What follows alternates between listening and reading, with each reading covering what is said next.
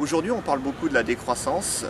C'est devenu un sujet politique, un sujet de société, un sujet de réflexion personnelle aussi. Or, la décroissance, c'est né au départ d'un économiste, mathématicien, grand intellectuel d'origine roumaine qui a passé sa carrière aux États-Unis et qui s'appelle Nicolae Georgescu-Roegen.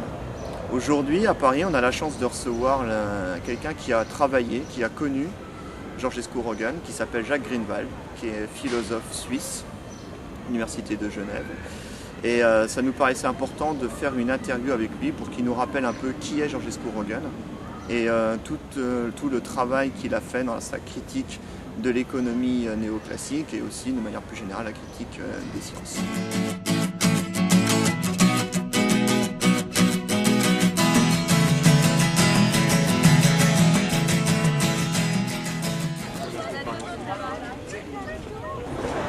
C'était à l'époque où tout le monde parlait de la crise de l'énergie, de la crise de l'environnement, donc au début des années 70, plus précisément le 6 juin 1974, dans une petite conférence, une petite salle à l'Université de Genève, au département d'économétrie, parce que Georgescu-Roegen était connu pratiquement uniquement à l'époque dans ce domaine académique, l'économétrie et l'économie mathématique. Il y avait un professeur d'économie mathématique, Luigi Solari, un Italien qui connaissait un peu de réputation Georgescu. Et Georgescu était en visite en Europe pour faire la promotion de son livre The Entropy Law and the Economic Process, qui n'était pas traduit encore dans aucune autre langue. Et il avait le soutien à l'époque de l'ambassade américaine en France, en Suisse.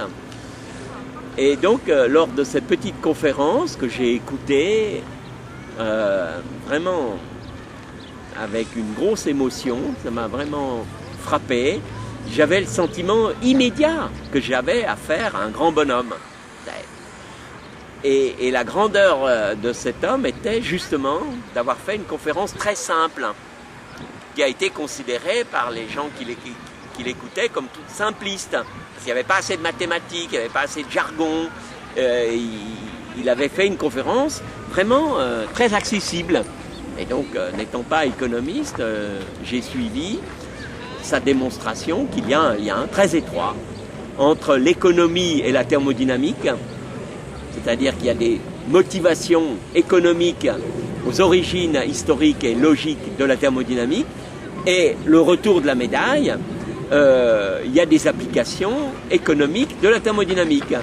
Et la principale application, c'est qu'elle permet, la thermodynamique, de comprendre que les ressources du sous-sol, qui ne se renouvellent pas à l'échelle humaine, s'épuisent irréversiblement, et de plus en plus, parce qu'il y a des rendements décroissants. Au début, on exploite les ressources faciles à exploiter, et progressivement, on doit aller dans des zones inaccessibles. Ça coûte de plus en plus cher, et je me souviens très bien qu'il expliquait parfaitement que, eh bien, un jour, pour exploiter un litre de pétrole, il en faudra 2, donc on arrête. Donc il ne s'agit pas de dire qu'un jour, il n'y aura plus de pétrole, mais qu'un jour, on ne pourra plus avoir accès au pétrole, et surtout au pétrole bon marché, abondant, qu'on a connu. Georgescu était très bien placé pour parler du pétrole à l'époque, puisque en tant que Roumain d'origine, il était né en 1906 en Roumanie, il avait passé toute sa vie jusqu'à l'âge de 40 ans en Roumanie, il connaissait bien la question du pétrole roumain, puisque la Roumanie, dans l'entre-deux-guerres, était le 3e exportateur au monde à l'époque, une grande puissance, convoitée donc justement par l'Allemagne hitlérienne, ensuite l'Union soviétique de Staline. Bon, fermons cette parenthèse, mais pour situer un peu le discours de l'époque de Georgescu, m'avait passionné, m'avait intéressé, et le soir même de sa petite conférence, j'ai écrit un texte.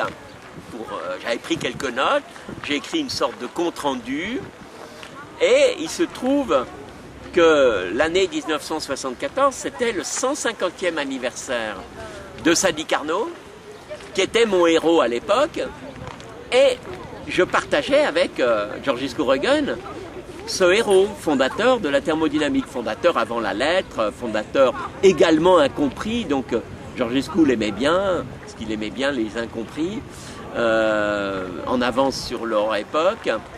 Et on s'est retrouvés une semaine plus tard, donc à l'école polytechnique à Paris, quasiment bras dessus, bras dessous.